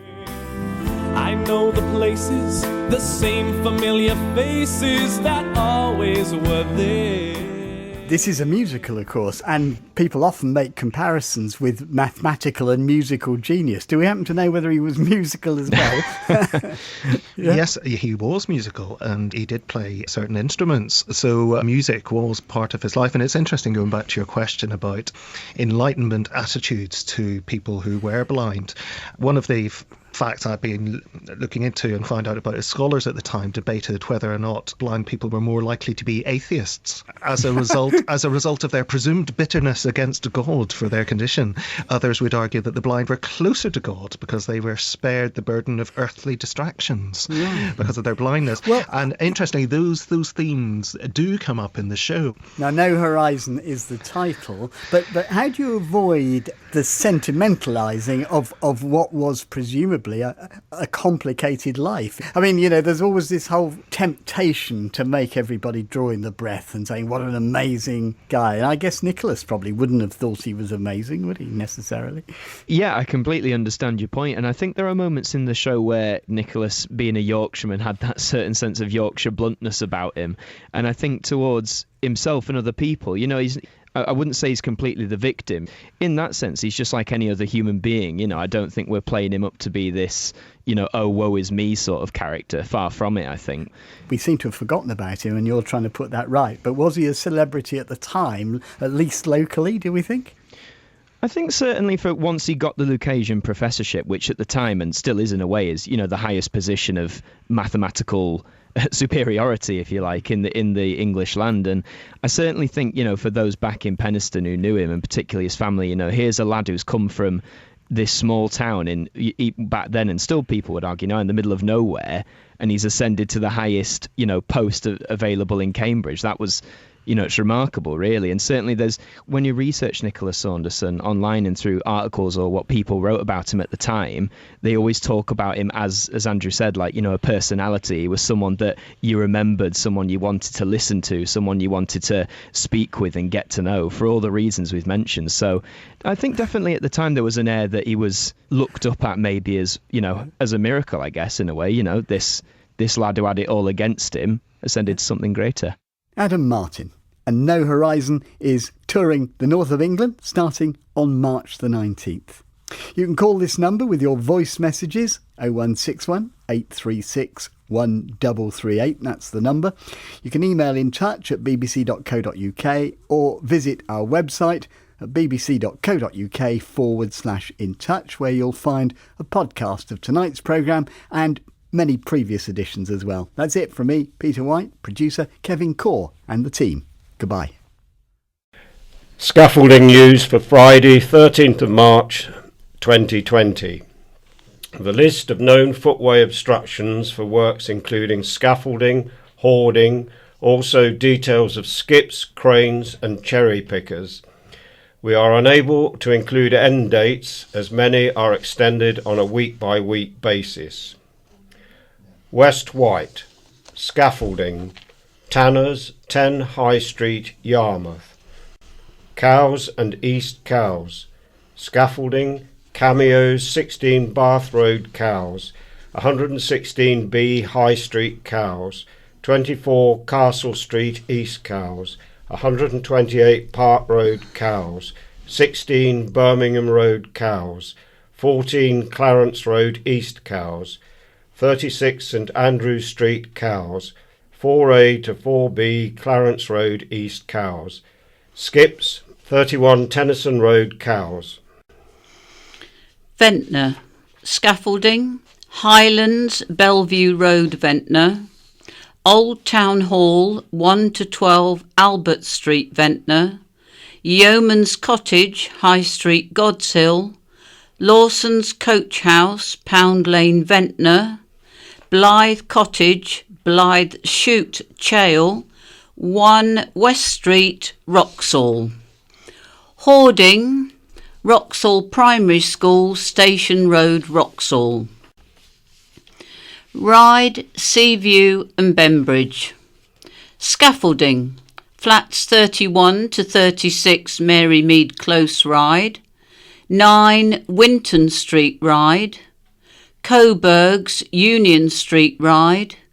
59 Union Street, Ryde. Rock Clip Circular Road, Seaview. 5, High Street, Bembridge. 1, Colonnade, Lynn Street, Ryde.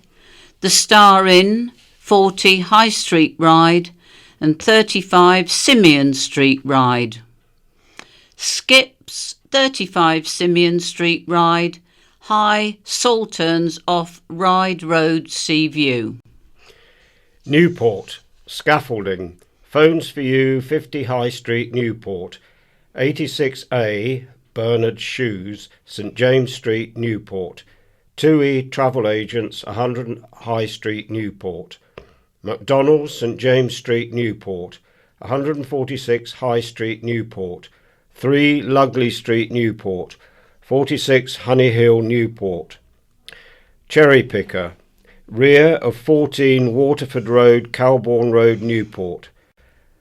Sandown, Scaffolding, 95 to 97 High Street, Sandown. Culver Parade, Esplanade, Sandown, 95 to 97 High Street, Shanklin. 55 High Street, Sandown. Barnaby's Cafe, 4 Pier Street, Sandown. Hoarding, 89 Downsview Road, Sandown.